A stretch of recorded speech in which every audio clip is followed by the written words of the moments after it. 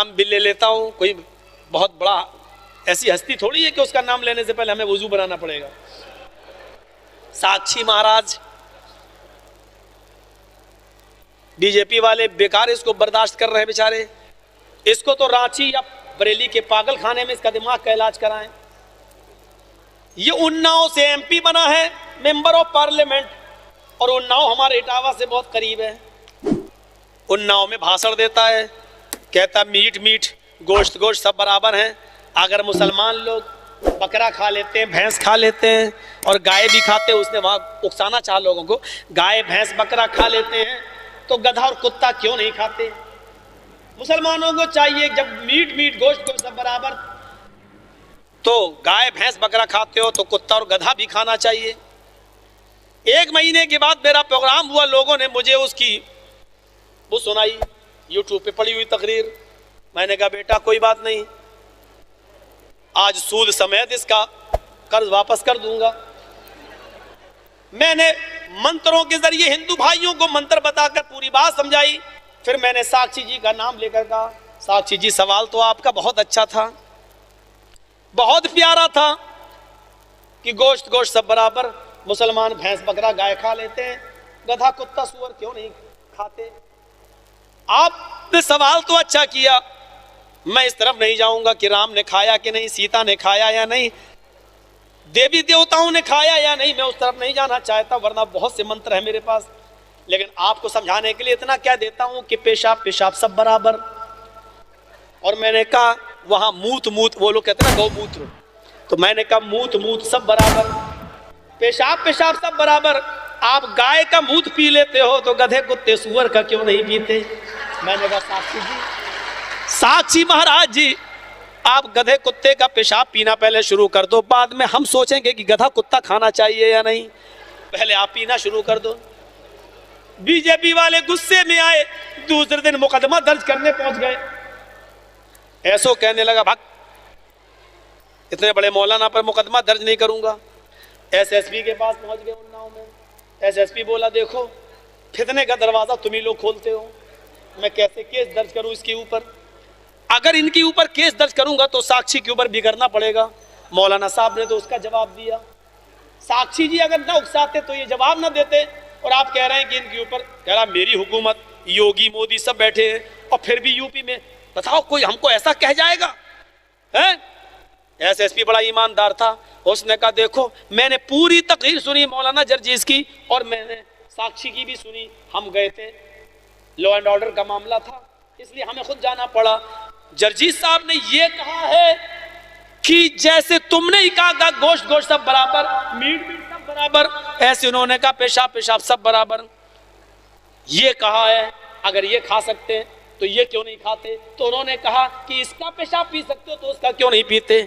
इसमें तो कोई बुराई नहीं है। मुकदमे दर्ज होंगे तो दोनों पे होंगे, और दफा लगेगी तो दोनों पर एक ही लगेगी, और नहीं तो भाई हम तो न्यूट्रल आदमी, हमें भी तो ऊपर मुंह दिखाना है। उसने कहा हमें भी तो आवागमन होता है, हमारे भी तो पुनर्जन्म होगा, हमें भी तो कहीं कुत्ता बिल्ली सुअर ना बना दिया जाए, हम भी तो अच्छे कर्म करना चाहते हैं, एक पर जुल्म करें और दूसरे पर नहीं, ऐसा नहीं हो सकता। भागो यहाँ से, हट, सबको भगा दिया। अल्लाह का करम हुआ कि वहां मुकदमा दर्ज नहीं हुआ, वो बच गया मेरा, नहीं तो अभी 55 हो गए होते, बच गया, वो नहीं हो पाया। यही चीज तो मैं आपसे कहना चाहता हूं।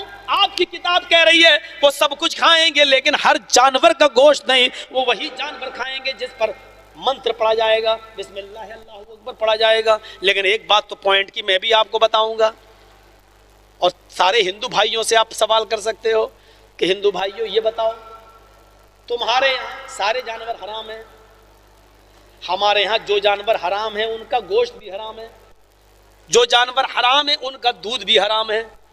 हमारे यहाँ गधा हराम तो गधे का दूध भी हराम, हमारे यहाँ कुत्ता हराम तो कुतिया का दूध भी हराम, हमारे यहाँ सुअर हराम तो सुअरी का दूध भी हराम।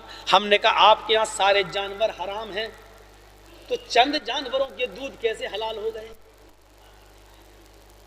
और मुझे बताओ पंडित जी, मैंने कहा मुझे बताओ पंडित जी, उन्हीं जानवरों का दूध तुम क्यों पीते हो जो जानवर का गोश्त हम खाते हैं? ये एक बहुत बड़े पॉइंट की बात है। मुसलमान गाय खाता है, अगरचे हिंदुस्तान में बैंड है, हमें भी कानून की इज्जत करनी चाहिए। हम भैंस खाते हैं तो उसका दूध भी पीते हैं। हमारे यहाँ अगर भेड़ बकरी हलाल है तो उसका दूध भी हलाल है। हमारे यहाँ गधा हराम है तो उसका दूध भी हराम।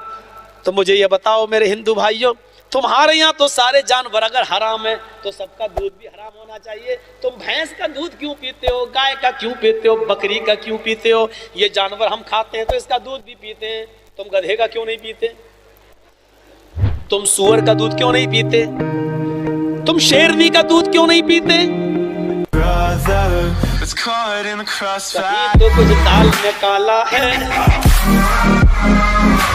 शंकराचार्य जी बताएं ऐसा क्यों है, और शायद वो ये बताएं कि मौलाना जर्जी साहब ने इशारा सही करके हमारी गर्दन फंसा दी है।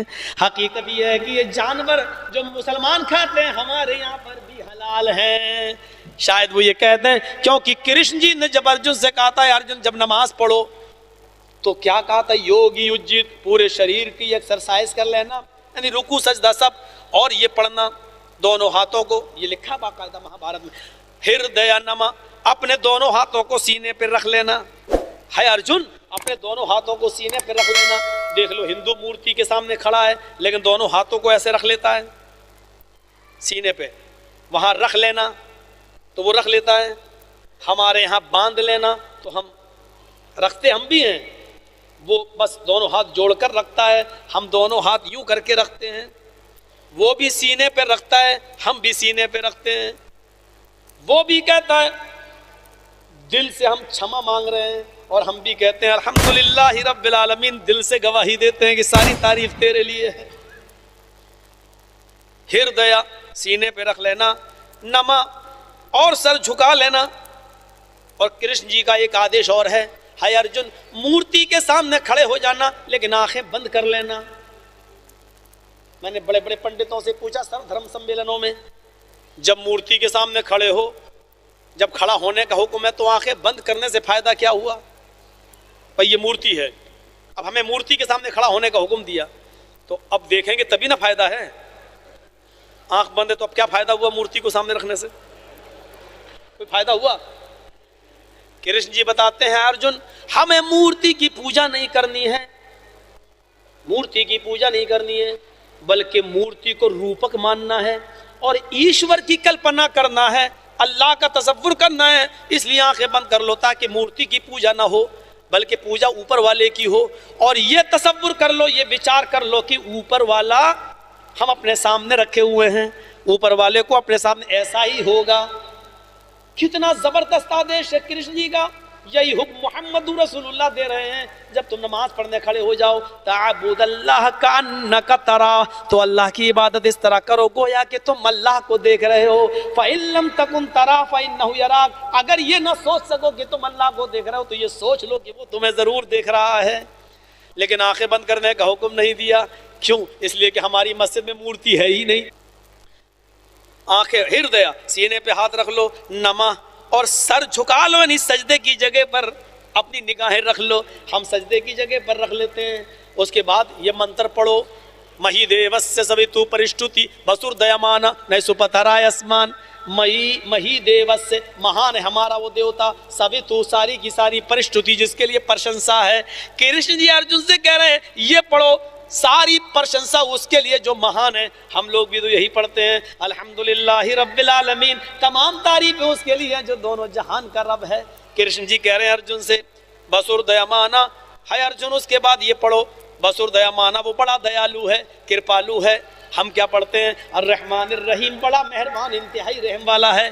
कृष्ण जी कहते हैं अब ये पढ़ो, नए सुपथराय आसमान, नए मानी नाव को पार करने वाले, मुश्किलों को दूर करने वाले। सुपथा यानी आय अल्लाह, सु सुंदर पथ मानी रास्ता, राय चला आसमान हमारे फायदे के लिए। हाय अल्लाह हमको सुंदर रास्ते पर चला, सुपथा सु सुंदर पथ रास्ता, हमको सुंदर पथ अच्छे रास्ते पर चला जिससे हमारा फायदा हो। हम क्या पढ़ते हैं इहदिना सिरातल मुस्तकीम, हाय अल्लाह हमको सिराते मुस्तकीम पे चला। इन आयतों से लगता है, इन मंत्रों से, कि कृष्ण जी भी पक्के अहले हदीस थे। वो सूरह फातिहा पढ़ते भी थे और दूसरों को पढ़ने का हुक्म भी देते थे। ये नहीं कहते थे कि कोई पढ़ाए तो गूंगे बने रहना, पीछे कुछ मत पढ़ना, ये नहीं, तुम ये पढ़ो। हुक्म देते थे कि ये मंत्र पढ़ो, लिहाजा वो ये मंत्र पढ़वाते थे, यानी सूरह फातिहा पढ़ने का हुक्म भी दिया करते थे। तो मेरे भाइयों, अब देखिए क्या कहा, पंचम समय कर्तव्य, और ये भक्ति है, इबादत 5 वक्त करना, मैं भी 5 वक्त करता हूं। पवित्र धरती अस्त, पाक जमीन पर सजदा करना, अगर पाक जमीन न मिले, मृग चरम, मृग मानी हिरन, चरम मानी चमड़ा, तो हिरन के चमड़े पर जाए नमाज बना लेना, हिरन के चमड़े को बिछा लेना और उसी पर साष्टांग सजदा, रुकू, दांडव सब उसी के ऊपर करना। यानी हिरन की खाल पाक है हिंदू धर्म के अंदर, हलाल जानवर में ये साबित हो गया है। हमारे यहाँ तो हर हलाल जानवर की खाल दबागत देकर जाए नमाज बनाई जा सकती है। मेरे भाइयों, हिंदू धर्म भी कह रहा है और श्रीमद् भागवत गीता कह रही है कि मृग चरम, हिरन की खाल को बिछा लो। रामचंद्र जी दौड़ती हुई हिरन को तीर मारते थे तो लग जाता था, दौड़ती हुई हिरन, तीर निकाला मारा, दौड़ती हुई हिरन को लगा। हम लोग तो खड़ी हिरन को नहीं मार पाएंगे, निशाना चूक जाएगा, और रामचंद्र जी तो दौड़ती हुई हिरन को मार देते और वो लग जाता था। पता चला रामचंद्र जी बहुत पक्के निशानेबाज थे और साफ लफ्जों में कह दूं बड़े पक्के शिकारी थे।